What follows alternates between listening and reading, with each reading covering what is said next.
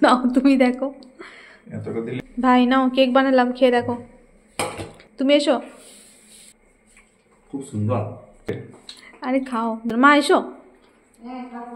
নমস্কার বন্ধুরা, কেমন আছেন সবাই? আশা করছি ভালো আছেন। আরও একটা নতুন ভিডিওতে আপনাদের সবাইকে স্বাগত। আর এটা হচ্ছে রবিবার দিনের ভিডিও। তো রবিবার দিনে একটা কেক বানিয়েছিলাম, সামনেই বড়দিন আসছে। তো ভাবলাম যে বড়দিনের আগেই একটা কেক বানিয়ে সবাই মিলে বাড়িতে খাওয়া দাওয়া করি। ফ্রুট কেক বানিয়েছিলাম, আর এই ফ্রুট কেকটা কিন্তু বাড়িতে সবাই খেতেও খুব ভালোবাসে। আর এই সময় ছাড়া কিন্তু ফ্রুট কেক তেমন একটা বানানো হয় না। তো ভাবলাম যে যখন বানাচ্ছি আমার বন্ধুদের সাথে রেসিপিটা শেয়ার করি। তো আমি আমার মতো করে যেভাবে বানিয়েছি, যেরকম পেরেছি সেই রেসিপিটা আপনাদের সাথে শেয়ার করছি। তো এখানে দেখুন কাজু, আমন্ড ছোটো ছোটো টুকরো করে কেটে নিয়েছি, তারপর 2 রকমের কিশমিশ নিয়েছি, অল্প একটুখানি চেরিও নিয়েছি। আর এই যে মোরব্বাটাকেও ছোটো ছোটো টুকরো করে কেটে নিয়েছি। আর আমি এগুলো সব একবার ভালো করে ধুয়ে নিয়েছিলাম। তারপর এর মধ্যে দিয়ে দিয়েছি কমলা লেবুর জুস। এরপর কমলা লেবুর জুসের মধ্যে সমস্ত কিছু 3-4 ঘন্টার মধ্যে ভিজিয়ে রেখে দিচ্ছি। হাতে যদি সময় কম থাকে তাহলে ওই 1-1.5 ঘন্টা ভিজিয়ে রাখলে হবে। আর কেকটা বানানোর জন্য আমি কোনো ডিম বা এসেন্সের ব্যবহার করব না, চিনিও দেবো না। তো এই যে দেখুন, এসেন্সের পরিবর্তে এখানে আমি 2টো এলাচ, 1 টুকরো দারচিনি, একটুখানি জায়ফল গুঁড়ো করে নিয়েছি, আর এলাচের খোসাগুলো ফেলে দিয়েছি। কেকটা কিন্তু আমি চিনি দিয়ে বানাবো না, খেজুরের গুড় দিয়ে বানাবো। মেজারিং কাপ মেপে 1/2 কাপ খেজুরের গুড় আর 1/2 কাপ দুধ দিয়ে ভিজিয়ে রেখে দিলাম।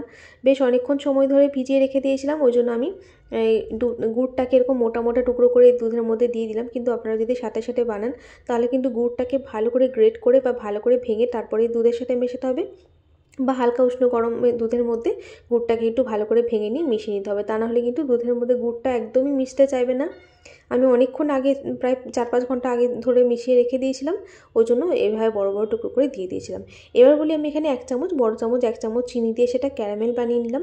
ফ্রুট কেকের মধ্যে যে একটা ব্রাউন কালার আসে সেই কালারটার জন্য। তবে আমি খুব কম পরিমাণে ক্যারামেলটা দিয়েছি, যেহেতু চিনি ব্যবহার করব না সেরকম, ওই জন্য অল্প একটু দিলাম। কিন্তু আরও বেশি কালার আনতে হলে কিন্তু এখানে চিনির পরিমাণটা আরও অনেকটা বেশি দিতে হবে।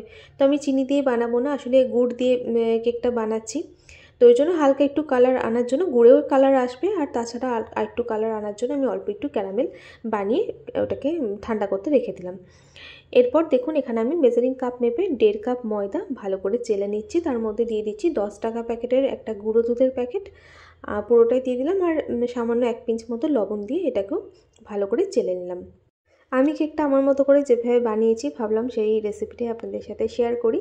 তো এই যে শুকনো উপকরণগুলো চেলে নিয়ে এখন একসাথে করে সমস্ত কিছু ভালো করে মিশিয়ে নিলাম। এরপর যে দুধ আর গুড় একসাথে মিশিয়ে রেখেছিলাম, গুড়টা এখন ভালোভাবে গলে গেছে। আর দুধটা কিন্তু আমি, গুড়টা গলে যাওয়ার পর দুধটা ছেঁকে নিয়েছিলাম, কারণ গুড়ের 2-1টা ছোটো ছোটো টুকরো থেকে গেছিলো, সেগুলো ছেঁকে বাদ দিয়ে দিয়েছি। এরপর দিয়ে দিলাম 1/4 কাপ সাদা তেল। এরপর যে শুকনো উপকরণগুলো সেগুলো অল্প অল্প করে দিতে থাকবো আর এভাবে মেশাতে থাকবো। আর আমি তো কেকটা গুড় দিয়ে বানাচ্ছি, আর আপনারা যদি চিনি দিয়ে বানাতে চান তাহলে চিনি, একই পরিমাণ চিনি গুঁড়ো করে মিক্সিতে গুঁড়ো করে নিয়ে মিশিয়ে নিতে পারবেন। আর আমি যে পরিমাণ মিষ্টিটা দিয়েছি কেকের জন্য, তাতে করে আমাদের স্বাদ অনুযায়ী মিষ্টিটা একদম ঠিকঠাক, কারণ এর মধ্যে আবার ড্রাই ফ্রুটস রয়েছে, মোরব্বা রয়েছে, ওগুলোর মধ্যেও যথেষ্ট মিষ্টি রয়েছে। তবে আপনারা যদি আর একটু কড়া মিষ্টি খেতে পছন্দ করেন তাহলে সেক্ষেত্রে চিনি বা গুড় যেটা দিয়ে বানাবেন তার পরিমাণটা 1/2 কাপের থেকে আর একটু বেশি বাড়িয়ে দেবেন। আর এই যে ভালো করে মিশিয়ে নিয়েছি, তার সাথে ক্যারামেলটা দিয়েও ভালো করে মিশিয়ে নিলাম। আর প্রথমে যে গুঁড়ো মশলাটা বানিয়ে রেখেছিলাম এসেন্সের পরিবর্তে ব্যবহার করব বলে, সেই গুঁড়ো মশলাটা দিয়ে ভালো করে মিশিয়ে নিচ্ছি। এই গুঁড়ো মশলাটাতে এই ফ্রুট কেকটা বানালে কিন্তু ফ্লেভারটা খুব ভালো আসে। এই যে দেখুন সমস্ত কিছু দিয়ে ভালো করে মিশিয়ে নিয়ে সবশেষে কমলা লেবু জুসের মধ্যে যে ড্রাই ফ্রুটসগুলো ভিজিয়ে রেখেছিলাম সেগুলো দিয়ে দিলাম, কমলা লেবু জুসটা সহ। এরপর আবারও সমস্ত কিছু একসাথে ভালো করে মিশিয়ে নিচ্ছি। এরপর সব শেষে দিয়ে দেবো চা চামচের মাপ করে 1 চামচ বেকিং পাউডার, আর 1 পিঞ্চ মতো দিয়েছি বেকিং সোডা। বেকিং সোডা আর পাউডারটা দিয়ে আর অনেকক্ষণ সময় ধরে মেশাবো না। বেকিং সোডা আর পাউডারটা দিয়ে সমস্ত ব্যাটারের সাথে ভালোভাবে মিশিয়ে নেওয়ার জন্য যতটুকু সময় লাগবে সেইটুকু সময় নিয়ে ব্যাটারের সাথে ভালো করে মিশিয়ে নেব, ব্যাস। আর যে পাত্রে কেকটা বেক করব সেটা কিন্তু আমি আগেই রেডি করে রেখে দিয়েছি। কেকের ব্যাটারটা বানানোর আগেই আমি কেক টিনটা রেডি করে রেখে দিয়েছি, যাতে বেকিং পাউডার আর সোডাটা মেশানোর সাথে সাথে আমি কেক টিনের মধ্যে ঢেলে দিতে পারি। আর এই কেক টিনটার মধ্যে আমি ভালো করে সাদা তেল ব্রাশ করে নিয়েছি, তারপর শুকনো ময়দা ভালো করে কেক টিনটা চারিদিকে ছড়িয়ে নিয়েছি। এরপর সম্পূর্ণ ব্যাটারটাকে কেক টিনের মধ্যে ঢেলে দিচ্ছি। সম্পূর্ণ ব্যাটারটাকে ভালো করে ঢেলে দিচ্ছি। আর ঠিক এর 5 মিনিট আগে কিন্তু গ্যাসে একটা কড়াইকে আমি গরম করার জন্য বসিয়ে দিয়েছি, যাতে কেক টিনের মধ্যে ব্যাটারটাকে ঢালার সাথে সাথেই আমি গরম কড়াইয়ের মধ্যে কেক টিনটাকে বসিয়ে দিতে পারি। এই যে 5 মিনিট ধরে কড়াইটাকে গরম করে নিয়েছি আর তার মধ্যে একটা খাবার রাখার স্ট্যান্ড বসিয়ে দিয়েছি। এরপর ঢাকনা দিয়ে ভালো করে ঢেকে দিলাম। আর ঢাকনায় যে ছিদ্রটা আছে সেটা একটা কাগজ দিয়ে বন্ধ করে দিয়েছি। এখন একদম কম আছে, গ্যাসের ফ্লেমটা একদম লোতে করে দিয়ে কেকটাকে বেক হতে দেব। আর এখন আধ ঘন্টা পর কেকের উপর দিকটা একটু সাজিয়ে গুছিয়ে নিচ্ছি। কাজু, আমন্ড, একটুখানি চেরি আর একটুখানি কালো কিশমিশ এই দিয়ে একটু সাজিয়ে নিলাম। তবে আবারও ঢাকনা দিয়ে ঢেকে দিচ্ছি। আর সব শেষে আপনাদের বলছি যে কেকটা বেক করতে আমার টোটাল কত সময় লাগলো।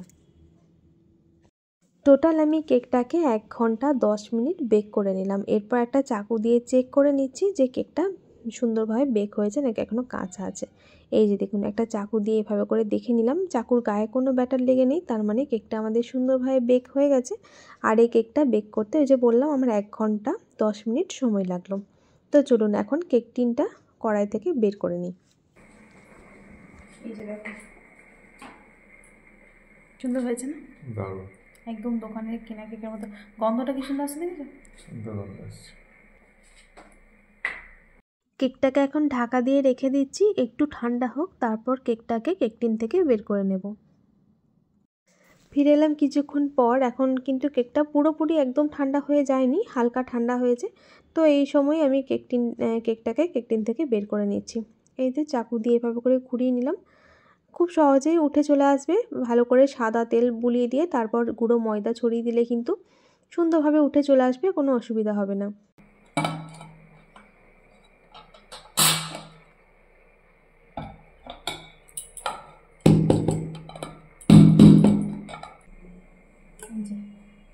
এই যে কি সুন্দর হয়েছে কেকটা, দারুণ, দারুণ লাগছে না?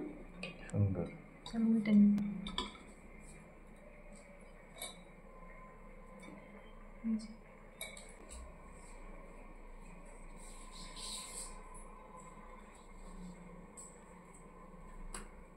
চলো কেকটা কাটি তাহলে। হ্যাঁ, কেটে নাও। কোনখান থেকে কাটবো? যে কোনো এক সাইড থেকে কাটো। এখান থেকে কাটি। হ্যাঁ, এখন কিন্তু কেকটা গরম রয়েছে, এখন কিন্তু কেকটা খাওয়া হবে না, কারণ এরকম গরম গরম কেক খেতে ভালো লাগে না আর খাওয়া ঠিকও নয়। তো কেকটা কেটে আমি ভিডিওটা তুলে নিলাম, তারপর কেক খাবো আমরা সবাই মিলে সন্ধ্যাবেলায়। কেমন লাগছে? দারুণ, কতটা নরম হচ্ছে দেখো, একদম এখনো গরম আছে কেক। এখন সন্ধ্যাবেলা কেকটা ঠান্ডা হয়ে গেছে, এখন কেকটা খাওয়া হবে। চলো কাটি নাকি? হ্যাঁ, কেটে দাও। কাটতেও খারাপ লাগছে, কিন্তু না কাটলে খাওয়ার জন্য তো করেছো এটা। সেটাই, কেটে ফেলেছি, কেটেই তো খেতে হবে। দাও তাহলে। হ্যাঁ, এই যে কেমন হয়েছে, সুন্দর, কেমন লাগছে দেখতে? আমাদের সুন্দর হয়েছে দেখতে। একদম নরম তুলতুলে ফ্রুট কেক। এই যে মোরব্বা দেওয়া,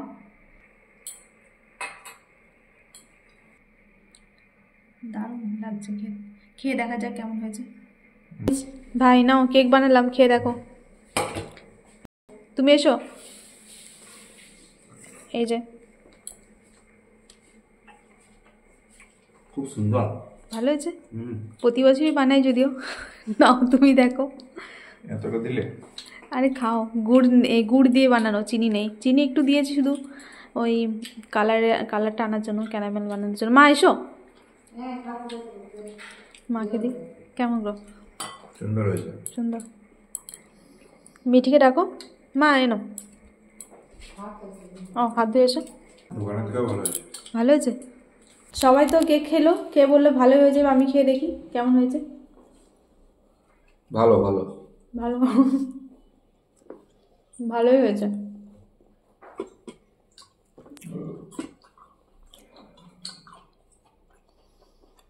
ভালো হয়েছে। চলুন এখন কেক খেয়ে নিই, আবার পরে দেখা হবে। সবাই ভালো থাকবেন। এখন টাটা।